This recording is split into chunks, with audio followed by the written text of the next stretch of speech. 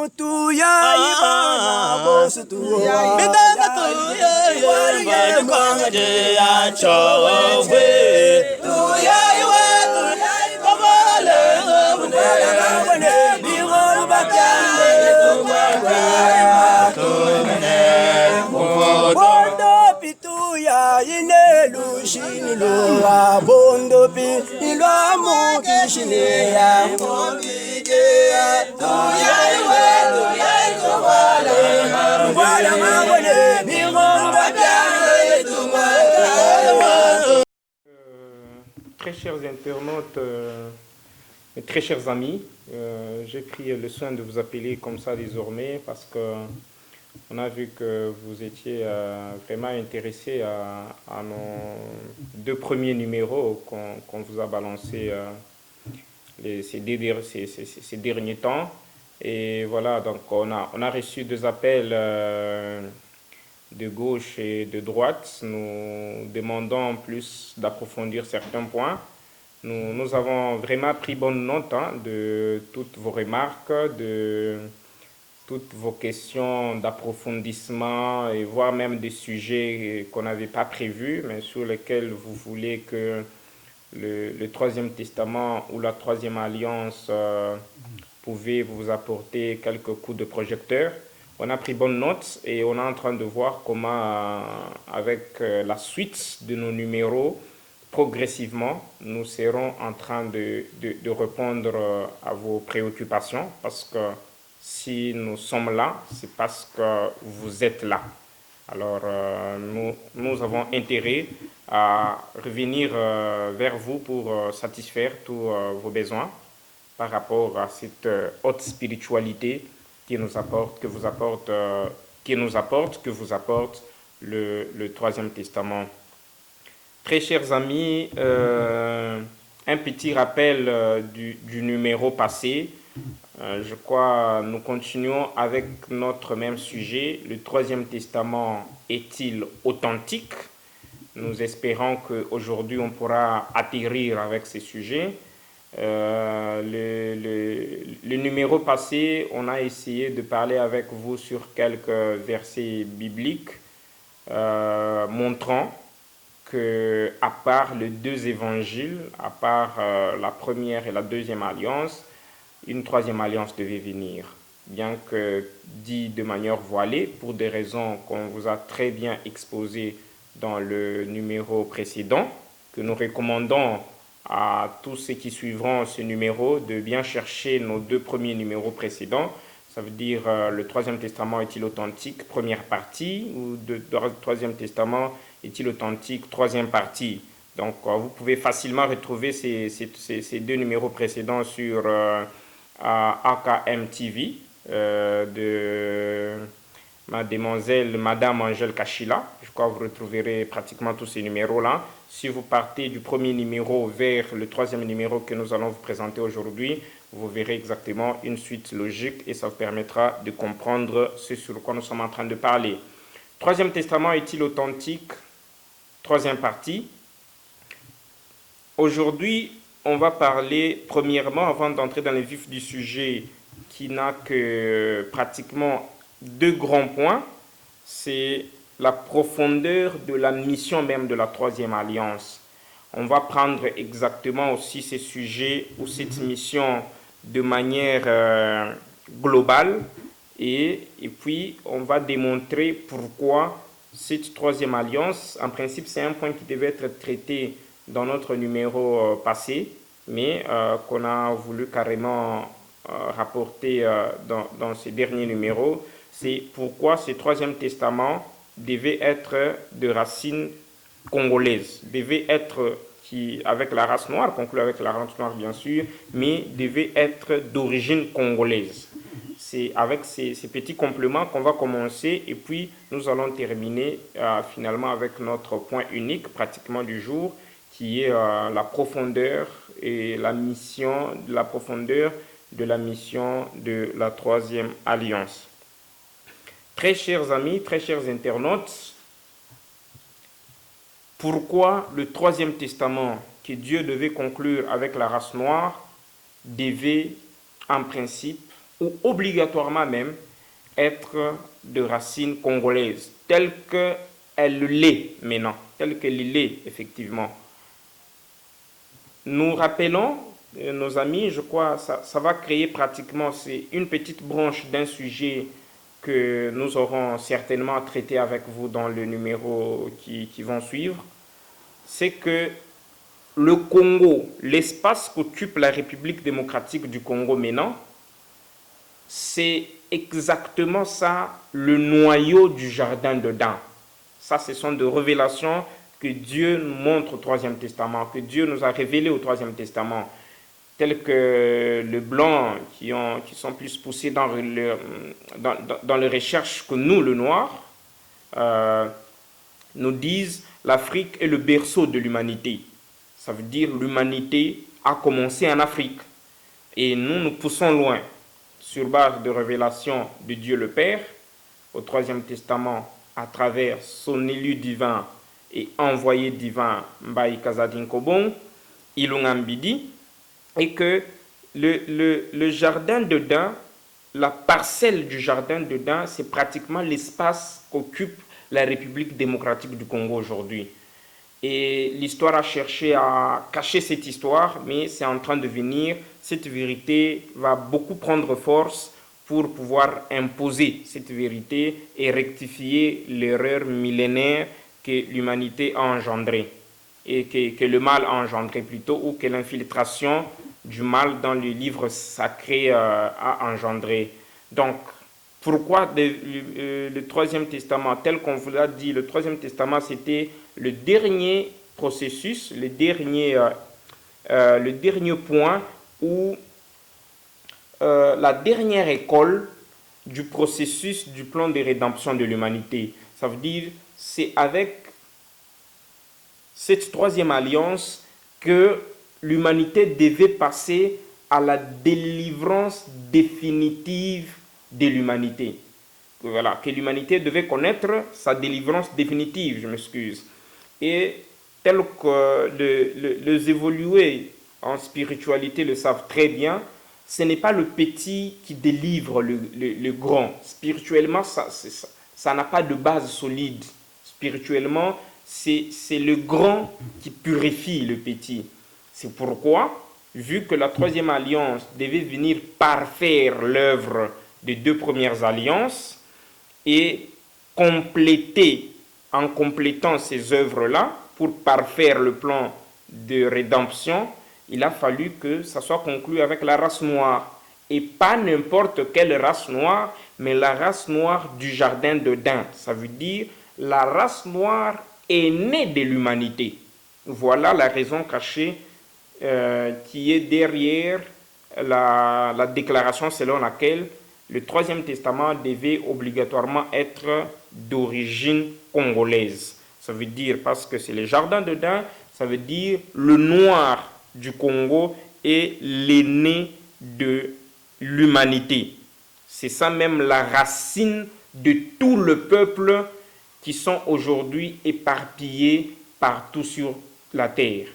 C'est la raison pour laquelle, si vous voyez bien, on l'a déjà dit dans une de nos interventions, que vu que ce plan est en train d'aller vers là, c'est stratégiquement même que Dieu est en train de jouer avec l'aspect selon lequel un noir, principalement du Kasaï, du Congo Kasaï, qui est même la parcelle ou la maison du jardin d'Éden. Si nous prenons toute l'Afrique comme le jardin d'Éden, le Congo est pratiquement la parcelle du jardin d'Éden et le Grand Kasaï est pratiquement la maison du jardin d'Éden. Il a fallu que, c'est pourquoi les gens qui ne veulent pas, par exemple, la libération de ces pays, le développement de ces pays, sachant très bien que le peuple appelé divinement à jouer ce rôle de la délivrance, de développer ce peuple, de développer ces pays, c'est le peuple aîné de l'humanité qui occupe plus stratégiquement la maison du jardin d'Éden, qui est le Grand Kasaï, ne puisse jamais accéder au pouvoir politique pour gérer ces jardins d'Éden. cette parcelle du jardin d'Éden.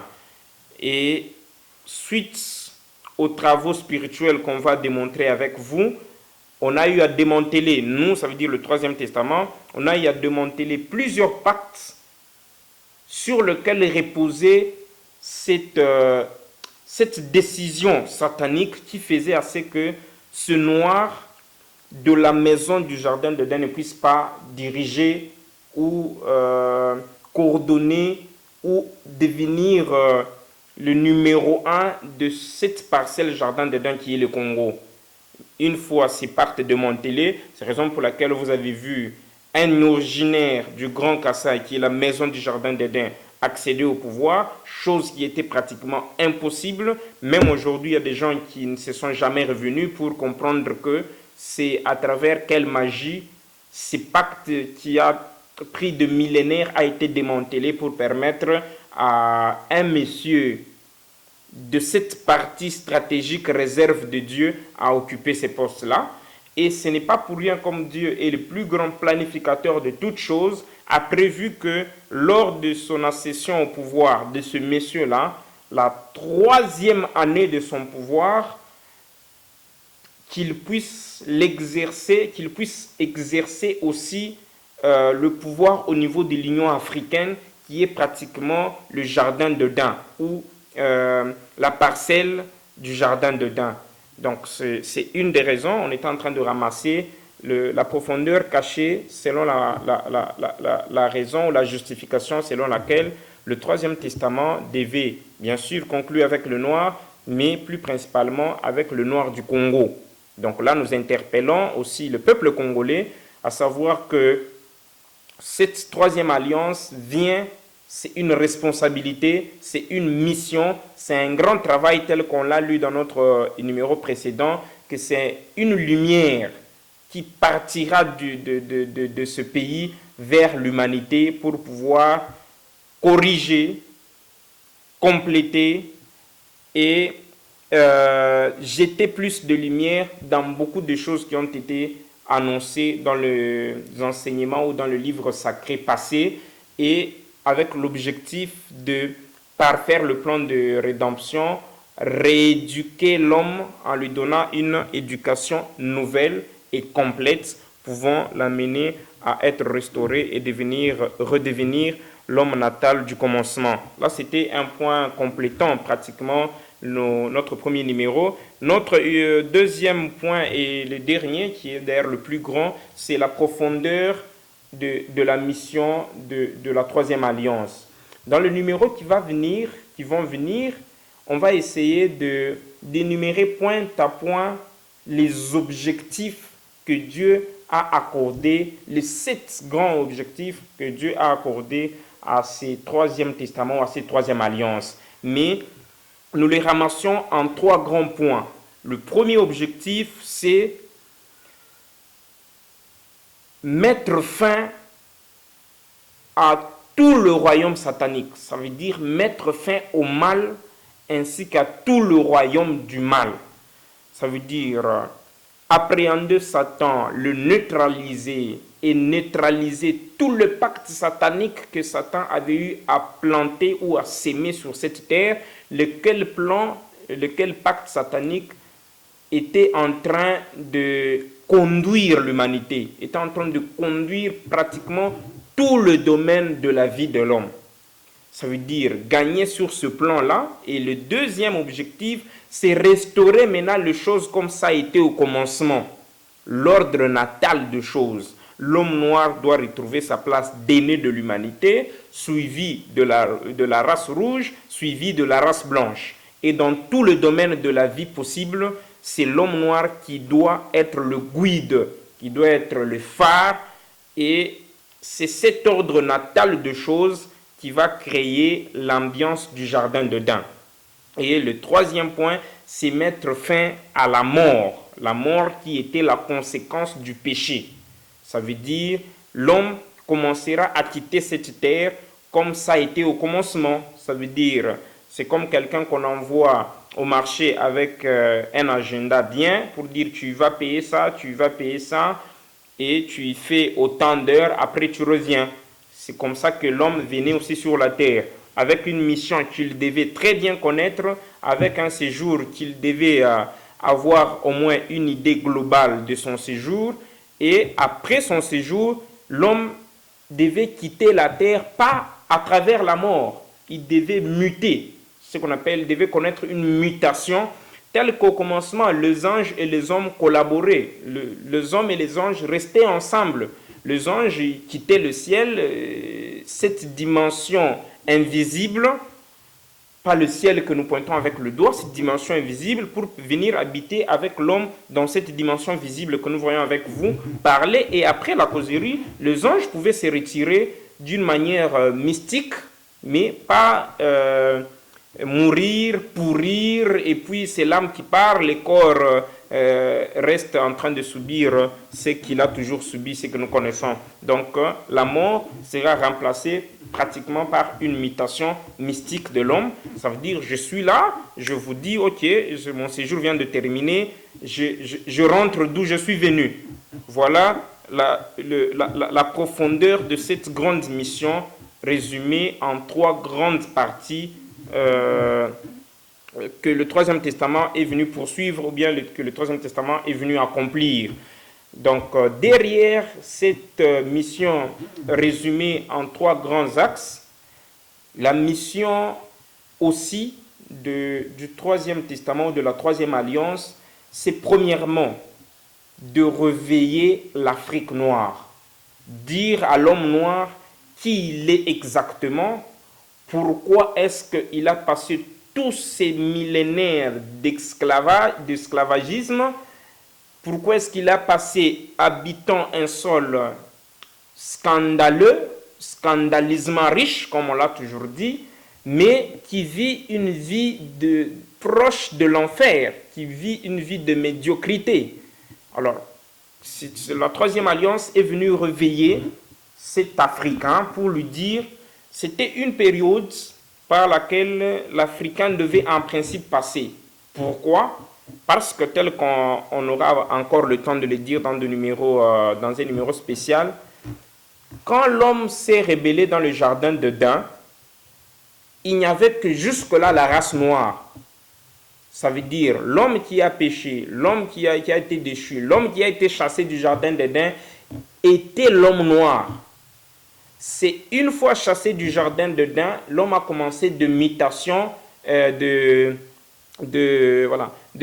mutation un peu désordonnée, circulant, déambulant toute l'Afrique jusqu'à ce qu'il est parti en dehors de l'Afrique. Mais en quittant le Congo, en quittant le Grand Kasaï, en quittant la zone géographique pratiquement où est le Congo, l'homme a commencé à créer d'autres foyers de civilisation ailleurs.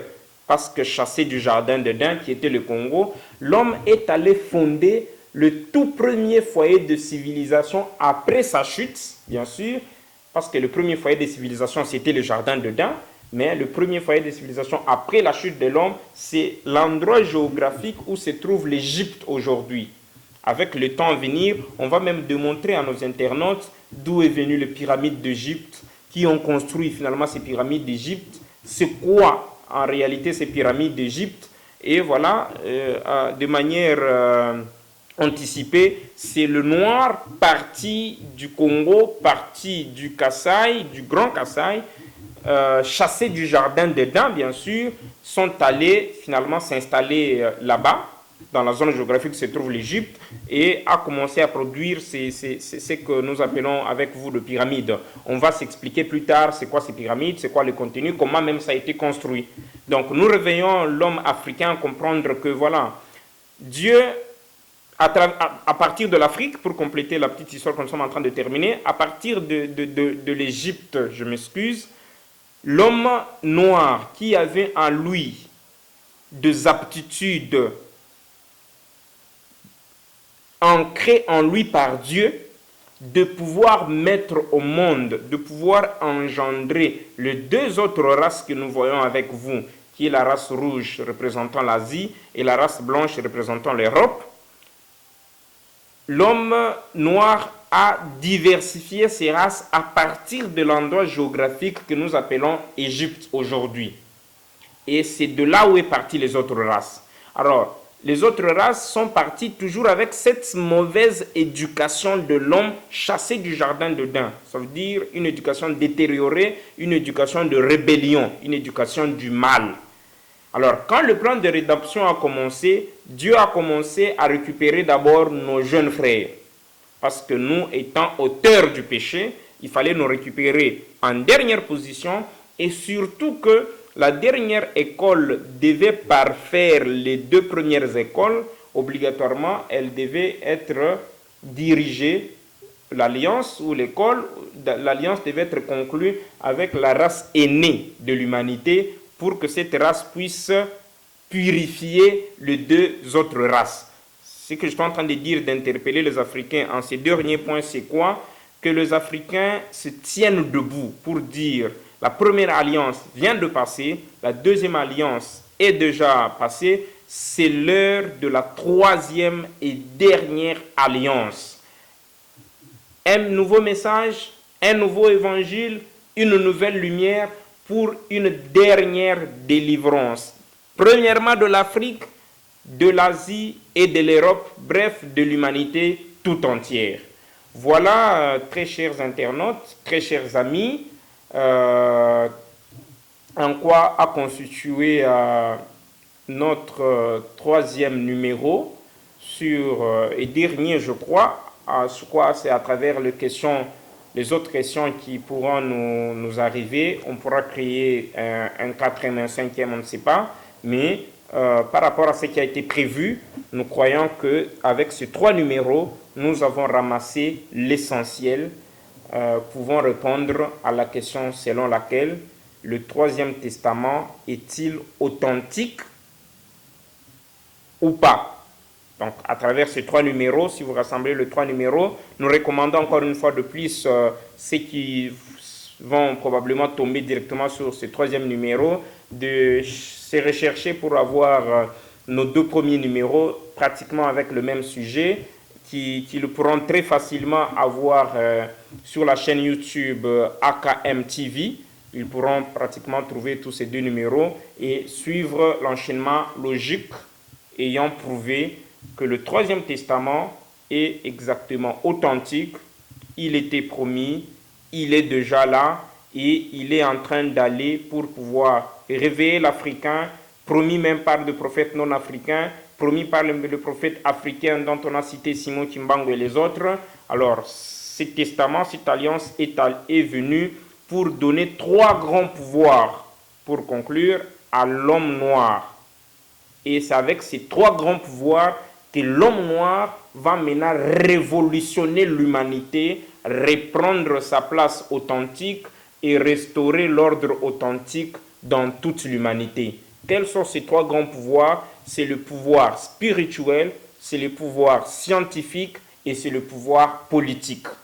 Ça veut dire, d'ailleurs, depuis 2000, Dieu a commencé déjà à faire ses emplacements stratégiques dans beaucoup de pays africains, de quelques dirigeants, et plus spécialement, cette ère va beaucoup se déclencher à partir de l'année, à commencer avec la parcelle du jardin d'Éden qui est le Congo, et va beaucoup plus se faire remarquer à partir de l'année 2021, où nous profitons d'ailleurs pour informer à nos internautes, pour ceux qui voudront y participer, on aura toujours le temps d'échanger même sur WhatsApp, que le Troisième Testament est en train d'organiser une très grande conférence internationale sur le Troisième Testament, c'est ça le thème général, au mois de septembre de cette année 2021. Et c'est dans cette conférence, on va s'expliquer de manière approfondie tout le grand sujet prouvant exactement que l'Israël authentique et actuel n'est pas l'Israël qui est écrit dans la Bible, n'est pas Israël, cette zone géographique que nous connaissons. Parce que Israël, les gens n'arrivent pas à très bien interpréter ce mot. C'est un nom qu'on avait donné à ces peuples qui veut juste dire appeler à vaincre. La nation que Dieu utilise et que Dieu appelle à vaincre par rapport à vaincre le mal et à vaincre par rapport à la mission que Dieu donne à ces peuples ou à cette nation. Donc, au moment où nous parlons, l'Israël, c'est le Congo. L'Israël, c'est l'Afrique. Et ça veut dire, pour ceux qui ont des lunettes au-delà de nos yeux physiques, ils savent très bien que l'horloge du monde n'est plus l'Israël qui a été connu dans la Bible, pour laquelle nous connaissons l'histoire, mais plutôt l'horloge du monde. Les gens lisent l'humanité, lisent les événements, lisent la spiritualité maintenant en regardant ce qui est en train de se passer au-dessus et à l'intérieur de la République démocratique du Congo. Très chers internautes, nous comptons arrêter par là avec notre troisième numéro et dernier sur le sujet, le Troisième Testament est-il authentique? Nous vous souhaitons à tous, comme toujours, bonne audition, bonne compréhension. En cas de souci, n'hésitez pas, vous verrez notre numéro en bas de cette page. Écrivez-nous, échangeons, c'est au choc d'idées que la lumière va jaillir. Toutes les bonnes choses à vous. Bye.